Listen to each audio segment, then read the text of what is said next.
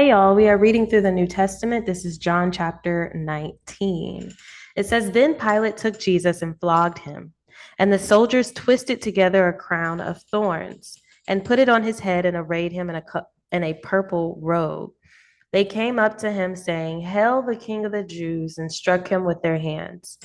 Pilate went out again and said to them, See, I am bringing him out to you, that you might know I find no guilt in him.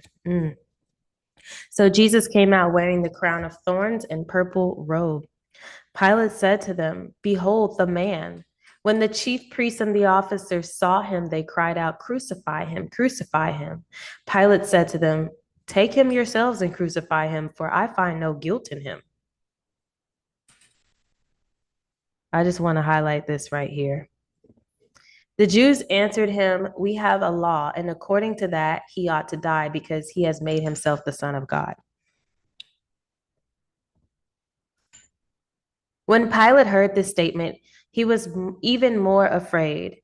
He entered his headquarters again and said to Jesus, Where are you from? But Jesus gave him no answer. So Pilate said to him, You will not speak to me? Do you not know that I have authority to release you and authority to crucify you? Jesus answered him, You would have no authority over me at all unless it had been given to you from above. Therefore, he who delivered me over to you has the greater sin. From then on, Pilate sought to release him, but the Jews cried out, If you release this man, you are not Caesar's friend.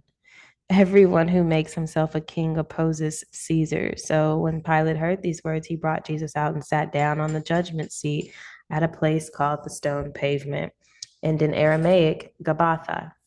Now it was the day of preparation of the Passover, and it was about the sixth hour. He said to the Jews, Behold your king. They cried out, away with him, crucify him. Pilate said to them, Shall I crucify your king?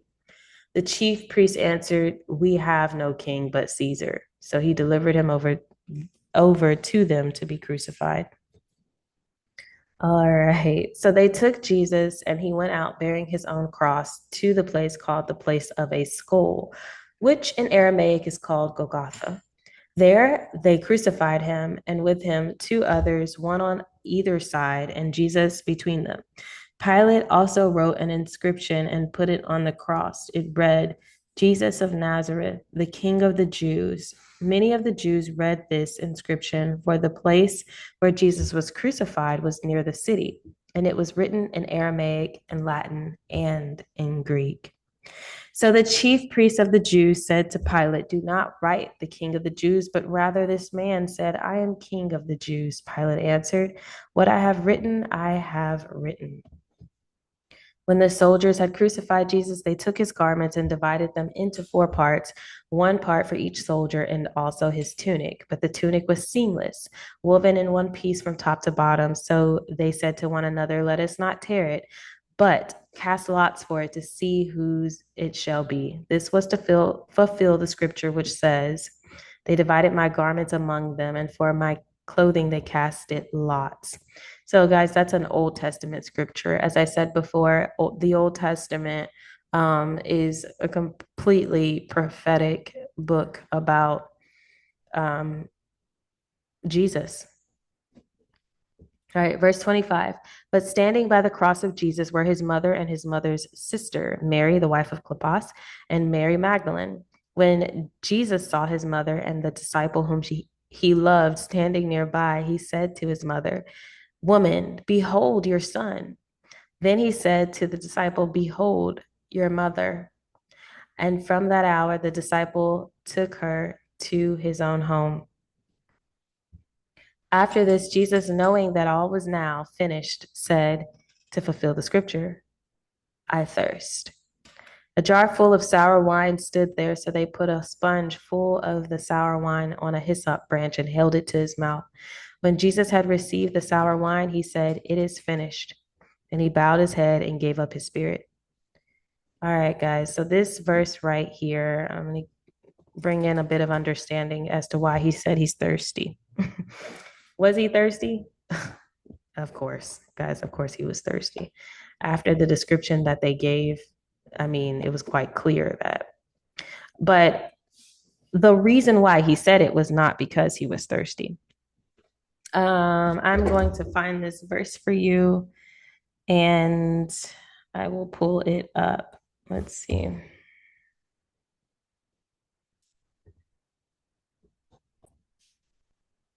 All right, guys. So this is Psalms 22. We are at verse 15. It says, my strength is dried up like a potsherd, and my tongue sticks to my jaws. You lay me in the dust of death. Okay. So that's to reference what the prophecy said in Psalms about Jesus. And if we continue reading in verse 16, it says, for dogs encompass me, a company of evildoers encircles me. They have pierced my hands and feet. I can count all my bones. They stare and gloat over me. They divide my garments among them, and for my clothing they cast lots. What did it say right up here? They divided my garments among them, and for my clothing they cast lots. Okay. Okay, so now that we know that this is completely prophetic, well, why did Jesus say it? Why did he reference an Old Testament scripture? Well, he was doing that to show that he fulfilled the prophecy. He fulfilled the prophecy. So this is the reason why there's a huge problem with people saying that they don't see Jesus in the Old Testament or that the New Testament is not valid, but they believe in the Old Testament. You can't believe in one and not the other because the Old Testament is the prophecy of Christ. All right. Okay, so let's continue at verse 31. It says, since it was the day of preparation, and so that the bodies would not remain on the cross on the Sabbath, for that Sabbath was a high day, the Jews asked Pilate that their legs might be broken and that they might be taken away. So the soldiers came and broke the legs of the first and of the other who had been crucified with him. But when they came to Jesus and saw that he was already dead, they did not break his legs. But one of the soldiers pierced his side with a spear, and at once there came out blood and water. He who saw it has borne witness. His testimony is true, and he knows that he is telling the truth, that you also may believe. For these things took place that the scripture might be fulfilled. And oh, not one of his bones will be broken. And again, another scripture says they will look on him whom they have pierced. All right. So, I mean, the Lord is amazing. This is also not only proof that the Old Testament is the prophecy of the coming of Christ, but it is also proof that this scripture that we read is breathed out by the Lord. Why? Go look up how many years Psalms was written in between John. Go look it up.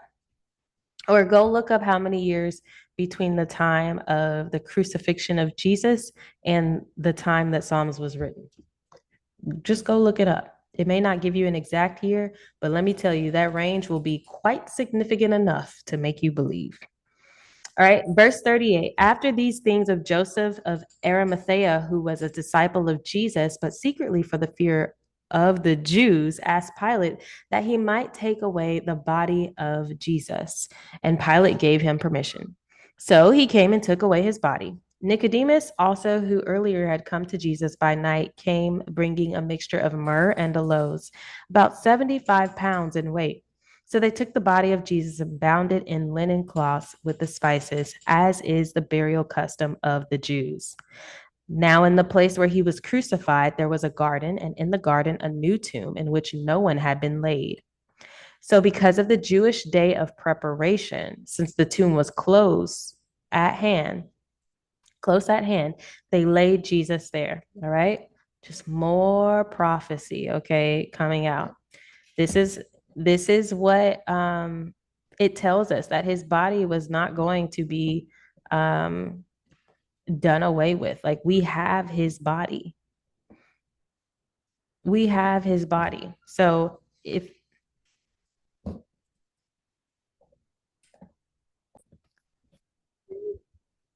Isaiah 53, verse 9, it says, and they made his grave with the wicked and with a rich man in his death, although he had done no violence and there was no deceit in his mouth.